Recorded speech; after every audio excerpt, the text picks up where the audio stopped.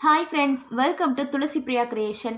இன்னைக்கு நம்ம என்ன வீடியோ பார்க்க போறோம்னு பார்த்தீங்கன்னா, எங்கள் வீட்டில் இருக்கிற ஒரு 5 வகையான கீரை செடிகளை பற்றி தான் பார்க்க போகிறோம். வீடியோக்குள்ளே போகிறதுக்கு முன்னாடி நீங்கள் இன்னும் நம்ம சேனல் சப்ஸ்கிரைப் பண்ணலன்னா மறக்காம சப்ஸ்கிரைப் பண்ணிக்கோங்க. இப்போ வாங்க வீடியோக்குள்ளே போகலாம். இந்த ஒரே தொட்டியில் வந்து பார்த்தீங்கன்னா 2 விதமான பசலைக்கீரை வச்சுருக்கோம். ஒன்று வந்து செடி பசலை, இன்னொன்று வந்து கொடி பசலை. கொடி பசலை வந்து பார்த்திங்கன்னா என்கிட்ட விதைகள் இருந்துச்சு, அதை போட்டுவிட்டு தான் வந்திருக்கு. அதே மாதிரி நம்ம நாற்று குச்சி வச்சு விட்டாலும் நல்லா வளரும். செடி பசலை வந்து பார்த்திங்கன்னா எங்கள் வீட்டுக்கு பக்கத்தில் வந்து நிறையா முளைச்சிருந்துச்சு, அதுலேருந்து பறிச்சுட்டு வந்து வச்சு விட்டுருந்தேன், அதுவும் நல்லா வளர்ந்துருக்கு. இந்த கொடி பசலை வந்து பார்த்திங்கன்னா மணி பிளான்ட் மாதிரியே நல்லா படர்ந்து வளரும். இலைகள் வந்து ரொம்ப பெருசு பெருசாக இருக்கும். அதே மாதிரி இதோட தண்டும் நல்லா வயலட் கலரில் இருக்கும். கீரை செடிகள் எல்லாமே வந்து பார்த்திங்கன்னா நம்ம ஹெல்த்துக்கு ரொம்பவுமே நல்லது. அதே மாதிரி இந்த பசலைக்கீரையும் ரொம்ப நல்லது. பசலைக்கீரையில் வந்து பார்த்திங்கன்னா நிறைய வாட்டர் கண்டென்ட் இருக்குது. வெயில் காலத்துலலாம் வந்து பார்த்திங்கன்னா நம்ம பாடி வந்து ரொம்ப ஹீட் ஆகும். அந்த டைம்லலாம் இந்த பசலைக்கீரையை நம்ம உணவுகளில் சேர்த்துட்டு வந்தோம் அப்படின்னா நம்ம பாடி ஹீட்டை வந்து கம்மி பண்ணும். இந்த பசலைக்கீரையில் வந்து பார்த்திங்கன்னா ரோஸ் கலரில் அழகாக ஒரு பூ பூக்கும்.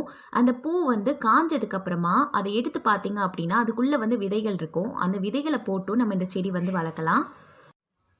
இந்த செடியை வந்து பார்த்திங்கன்னா அதிகமாக வெயில் அடிக்கிற இடத்துல வந்து வைக்கக்கூடாது. அப்படி வச்சோம் அப்படின்னா இலைகள்லாம் வாடி வதங்கி பாவமாக போயிடும்.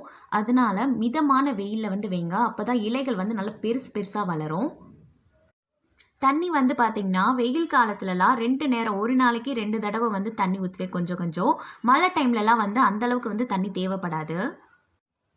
நிறைய பேருக்கு வந்து பார்த்திங்கன்னா உடம்பு வந்து ஹீட் ஆகிறதுனால ஸ்கேல்ஃபில் ஃபேஸ்லலாம் அதிகமாக ஹீட் பால்ஸ் வரும். அவங்கெல்லாம் அடிக்கடி வந்து இந்த கீரையை வந்து இன்டேக்காக எடுத்துகிட்டு வந்தால் ரொம்ப நல்லது. இந்த செடியை வந்து பார்த்திங்கன்னா நான் தோட்டத்து மண்ணில் தான் வச்சுருக்கேன். இதுக்கே வந்து நல்லா சூப்பராக வளருது. அதே மாதிரி இந்த கொடி பசலை வந்து பார்த்திங்கன்னா வளர்ந்து வரும்போது நல்லா கொத்து கொத்தாக வந்து அதில் விதைகள் வரும் கருப்பு கலரில். அதெல்லாம் வந்து நம்ம சேகரித்து வச்சுட்டு நம்ம ஃப்ரெண்ட்ஸுக்கு ஃபேமிலிக்கெலாம் வந்து ஷேர் பண்ணலாம். அவங்க வீட்லேயும் வந்து போட்டு வளர்க்கலாம்.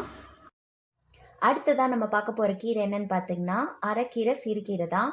சிறுகீரைன்னு சொன்னி சிறுகீரையை காணமேன்னு தேடாதீங்க, அது கொஞ்சமாக தான் வளர்ந்துருக்கு. அரைக்கீரை தான் நல்லா வளர்ந்துருக்கு. நம்ம வீட்டில் இருக்க விதைகளை போட்டால் கூட செடி வந்து நல்லா க்ரோத் ஆகுது. ஆனால் நம்ம ஆன்லைனில் வந்து விதைகளை வாங்கி போட்டோம் அப்படின்னா க்ரோத் வந்து அந்தளவுக்கு இல்லை. விதைகள் வந்து குவாலிட்டி கம்மியாக இருக்குதுன்னு நினைக்கிறேன். ஆன்லைனில் வாங்கின விதைகளை தான் வந்து பார்த்திங்கன்னா நான் இதில் போட்டிருந்தேன். அரைக்கீரை கூட வந்து ஓரளவுக்கு வளர்ந்துருச்சு. சிறுகீரை வந்து பார்த்திங்கன்னா அப்படியே சின்னதாகவே நிற்குது. இந்த விதைகளெல்லாம் வந்து போட்டு நல்லா வளர்ந்துருச்சு கொஞ்ச நாள்லையே.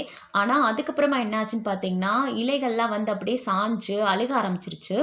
அதுக்கப்புறம் அது என்ன ரீசன் யோசிச்சதுக்கப்புறம் தான் தெரிஞ்சிச்சு. அப்போ வந்து பார்த்திங்கன்னா ரொம்ப மழை பெஞ்சிட்டு இருந்துச்சு. மழையில் வந்து நனைஞ்சு கீரைகள்லாம் வந்து அழுக ஆரம்பிச்சிருச்சு. அதுக்கப்புறமா வந்து நான் மழை விழுகாத இடத்துல ஓரமாக தள்ளி வச்சாச்சு.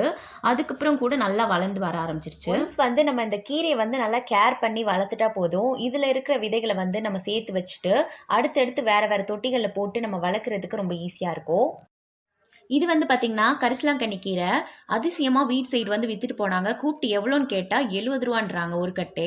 சரி ஓகே நம்ம வாங்கலாம் அப்படின்ட்டு வாங்கி யூஸ் பண்ணிவிட்டு அந்த குச்சியை வந்து வச்சேன். பார்த்திங்கன்னா நல்லாவே க்ரோத் ஆகிருக்கு. நான் வந்து பார்த்திங்கன்னா போன வீக் தான் ஹேர் ஆயில் ரெடி பண்ணுறதுக்காக பறித்தேன். அதுக்கப்புறம் வந்து தளைஞ்சு வந்திருக்கு இது. இந்த கீரை வந்து நம்ம இன்டேக்காக எடுத்துக்கிட்டோம் அப்படின்னா நம்ம ஹெல்த்துக்கு ரொம்ப நல்லது. அதே மாதிரி நம்ம ஹேருக்கு யூஸ் பண்ணும்போது நம்ம முடி நல்லா பிளாக்காக திக்காக க்ரோத் ஆகும். நான் ஹேருக்காகவே மெயினாக இந்த கீரையை வந்து வளர்க்குறேன். நெக்ஸ்ட் என்ன கீரைன்னு பார்த்தீங்கன்னா மிளகு தக்காளி கீரை தான்.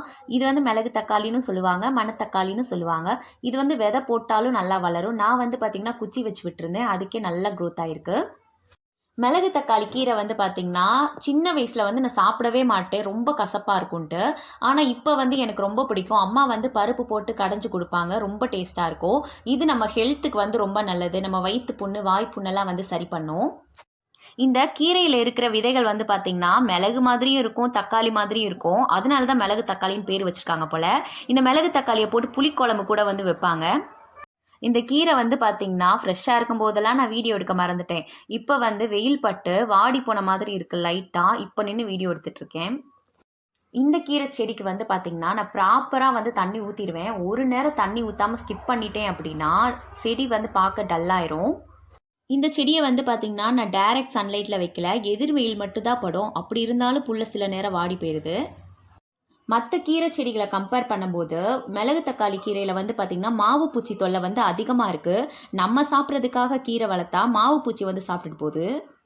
இலைகளில் வந்து நல்லா பார்த்தாலே தெரியும் பூச்சி தொல்லைகள் இருக்கிறது.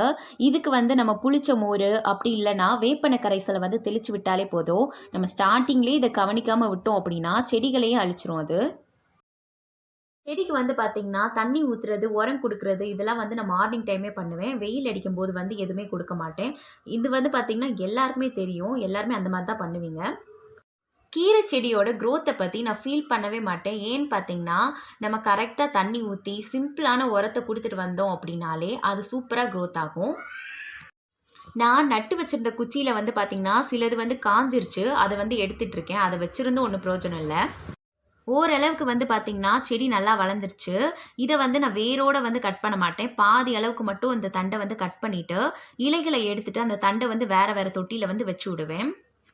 இப்போதைக்கு சூப் வைக்கிற அளவுக்கு தான் கீரை வந்து க்ரோத் ஆகிருக்கு. நம்ம வேறு வேறு தொட்டியில் வந்து நட்டு வச்சு வளர்க்கும்போது ஃபேமிலிக்கே வந்து பொரியல் செய்கிற அளவுக்கு வந்து க்ரோத் ஆகும். நான் சிம்பிளான உரங்கள் தான் வந்து கீரை செடிகளுக்கெலாம் கொடுப்பேன்னு சொன்னேன். அது வந்து வேறு ஒன்றும் கிடையாது. அரிசி கழுவின தண்ணி, பருப்பு கழுவின தண்ணி, அதுக்கப்புறமா வந்து பார்த்திங்கன்னா புளிச்ச மாவு. இந்த அரிசி கழுவின தண்ணியிலலாம் வந்து பார்த்திங்கன்னா நைட்ரஜன் சத்து வந்து அதிகமாக இருக்குது. இது வந்து இலைகளோட க்ரோத்துக்கு வந்து ஹெல்ப் பண்ணும். நெக்ஸ்ட் வந்து பார்த்திங்கன்னா கிச்சன் வேஸ்ட்டு.